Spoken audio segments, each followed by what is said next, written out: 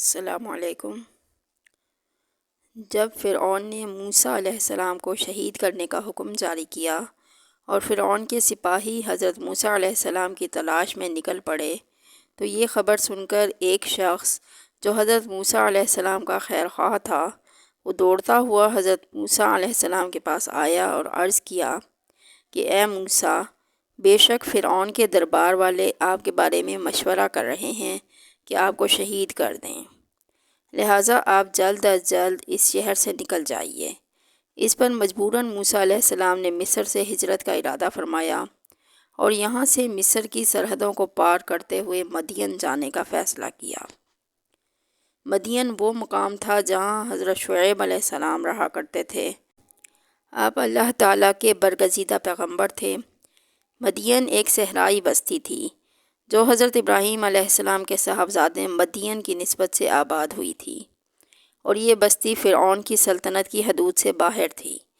جب موسیٰ علیہ السلام مصر سے روانہ ہوئے تو آپ کے پاس نہ زاد راہ تھا، نہ اچھی سواری اور نہ کوئی ہمراہ۔ راستے میں درختوں کے پتوں اور زمین کے سبزے کے علاوہ خوراک کی کوئی اور چیز نہ ملتی تھی۔ موسیٰ علیہ السلام کئی روز تک تنہا چلتے رہے۔ یہ وہ راستہ تھا جو کبھی آپ نے دیکھا نہ تھا۔ موسیٰ علیہ السلام 8 روز تک مسلسل چلتے رہے، یہاں تک کہ آپ کے پاؤں میں چھالے پڑ گئے۔ اس مشکل سفر کے دوران اللہ تعالیٰ نے فرشتوں کے ذریعے حضرت موسیٰ علیہ السلام کی مدد فرمائی اور انہیں سیدھا راستہ دکھایا۔ اس طرح موسیٰ علیہ السلام مدین پہنچے۔ مدین پہنچ کر آپ شہر کے کنارے موجود ایک کنویں پر تشریف لائے، جس سے لوگ پانی خود بھی پی رہے تھے اور اپنے جانوروں کو بھی پلا رہے تھے۔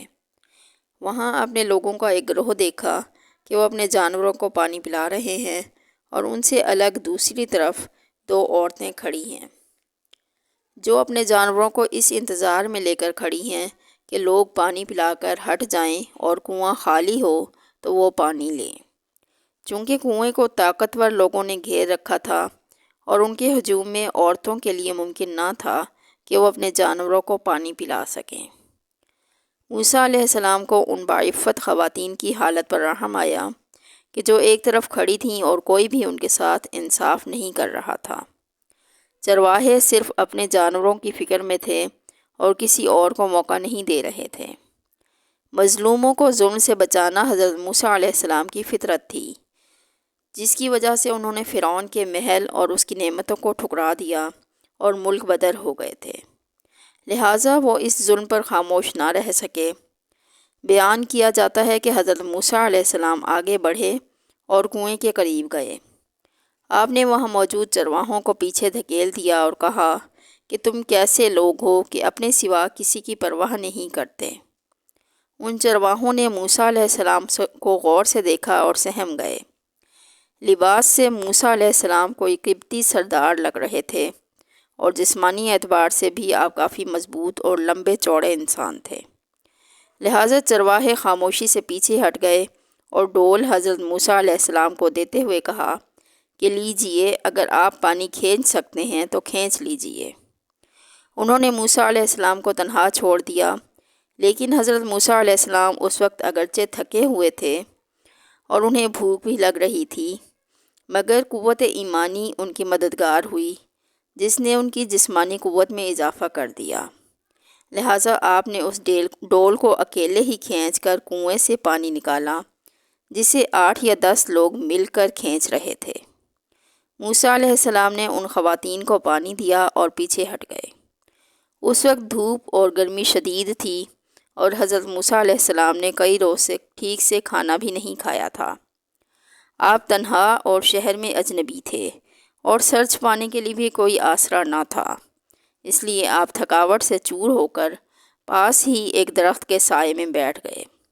آپ نے بارگاہ خداوندی میں اس طرح دعا کی کہ اے میرے رب، میں اس کھانے کا جو تو میرے لیے اتارے محتاج ہوں۔ ادھر جب یہ دونوں خواتین کنویں کے پانی کا استعمال کر چکیں تو واپس اپنے گھر چلی گئیں۔ دراصل یہ دونوں خواتین حضرت شعیب علیہ السلام کی بیٹیاں تھیں۔ جب وہ عام دنوں کی نسبت جلدی گھر پہنچ گئیں تو ان کے والد حضرت شعیب علیہ السلام نے فرمایا، اے میری بیٹیوں، تم اتنی جلدی کیسے واپس آ گئیں؟ انہوں نے عرض کیا کہ کنویں کے پاس آج ایک نیک مرد ملا تھا، اس نے ہم پر رحم کیا اور ہمارے جانوروں کو پانی پلا دیا۔ اس پر حضرت شعیب علیہ السلام نے ان سے کہا کہ جاؤ اور اس نیک مرد کو میرے پاس لے آؤ۔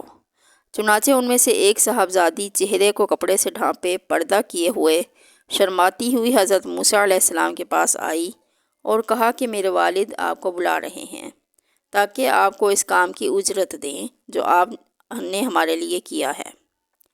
حضرت موسیٰ علیہ السلام پہلے تو اجرت لینے کے لیے راضی نہ ہوئے، لیکن جب انہیں پتہ چلا کہ وہ شخص اللہ کے پیغمبر شعیب علیہ السلام ہیں تو آپ ان کی زیارت اور ملاقات کے ارادے سے اس خاتون کے ساتھ چلنے کو تیار ہو گئے۔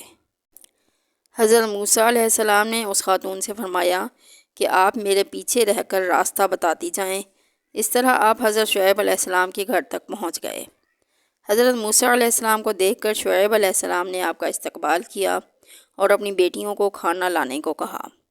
پھر حضرت شعیب علیہ السلام نے فرمایا بیٹھیے، ہمارے ساتھ کھانا کھائیے۔ حضرت موسیٰ علیہ السلام نے ان کی یہ بات منظور نہ کی اور فرمایا کہ میں اللہ کی پناہ چاہتا ہوں۔ حضرت شعیب علیہ السلام نے پوچھا کہ کھانا نہ کھانے کی کیا وجہ ہے؟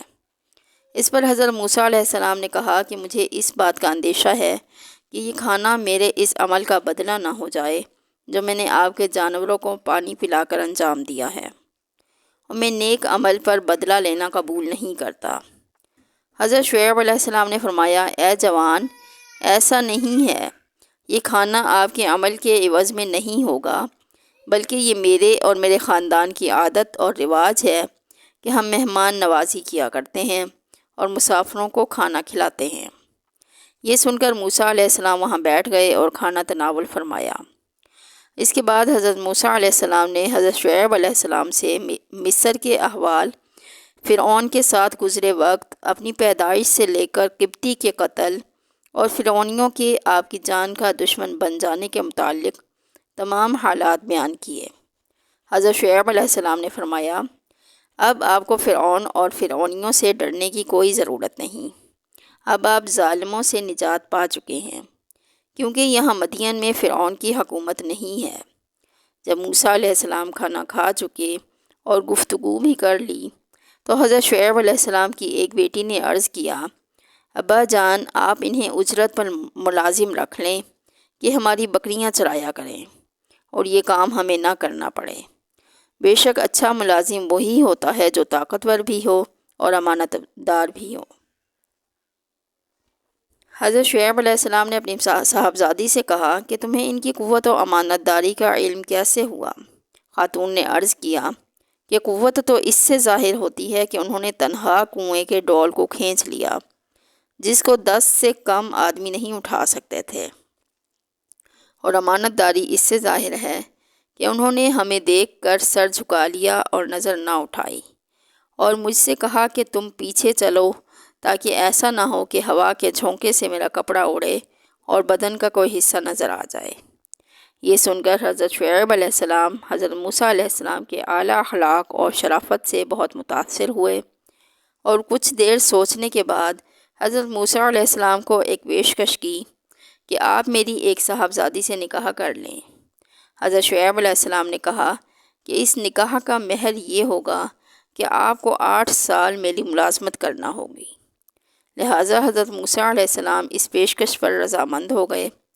اس طرح حضرت موسیٰ اور حضرت شعیب علیہ السلام کے درمیان یہ معاہدہ طے پا گیا، اور حضرت موسیٰ کا نکاح حضرت شعیب علیہ السلام کی بڑی بیٹی صفورہ کے ساتھ ہو گیا۔ حضرت موسیٰ علیہ السلام نے 7 برس کی بجائے پورے 10 برس ان کی مدت پوری کی، اور حضرت شعیب علیہ السلام کی بکریاں مدین کی وادیوں میں چرائیں۔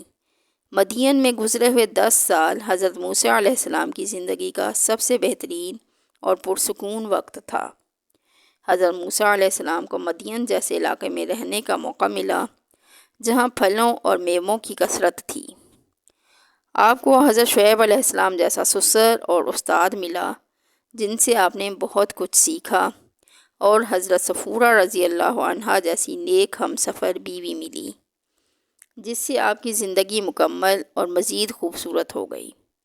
لیکن حضرت موسیٰ علیہ السلام اپنی تمام زندگی چرواہے بن کر نہیں گزار سکتے تھے، باوجود اس کے کہ حضرت شعیب علیہ السلام کے پاس مدین میں رہنا ہی حضرت موسیٰ علیہ السلام کے لیے غنیمت تھا، مگر وہ اسے اپنا فرض سمجھتے تھے کہ وہ اپنی قوم بنی اسرائیل کی مدد کے لیے جائیں، جو غلامی کی زنجیروں میں گرفتار ہے اور جہالت اور نادانی اور بے خبری میں غرق ہے۔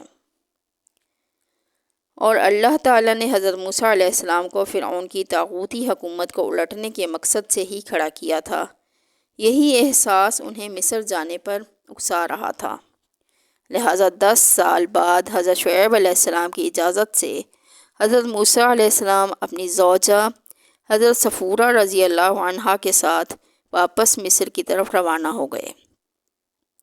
ہم نے دیکھا کہ اللہ تعالیٰ نے حضرت موسیٰ علیہ السلام کو فرعون کے ظلم و ستم سے محفوظ رکھا اور آپ نے مدین میں پناہ لی۔ آپ کی نیکی اور شرافت کا یہ صلہ ملا کہ جہاں شعیب علیہ السلام جیسے برگزیدہ ہستی کے سایہ رحمت میں آپ کو ایک نیک بیوی ملی، وہیں ایک آرام دہ اور محفوظ مقام میں آپ کو پناہ بھی حاصل ہوئی۔ جیسا کہ رسول پاک صلی اللہ علیہ وآلہ وسلم کا ارشاد گرامی ہے کہ دنیا میں سب سے بہترین متاع نیک بیوی ہے، نیز رزق حلال جو ایک صالح بندے کی سب سے اہم ضرورت ہوتی ہے، حضرت موسیٰ علیہ السلام کو مدین میں میسر ہوا۔ اس کے باوجود موسیٰ علیہ السلام نے اللہ تعالیٰ کے پیغام اور تبلیغ کے لیے ان تمام آرائش اور نعمتوں کو خیر بات کہا اور دعوت دین کی خاطر ان تمام رحمتوں کو قربان کر کے فرعون سے ٹکرانے کے لیے کمر بستہ ہو گئے۔ بلا شبہ ہر مشکل کے بعد آسانی ہے، اور تمام تر مشکل حالات میں صرف اللہ ہی کی ذات ہے جو انسان کا واحد سہارا ہوتا ہے۔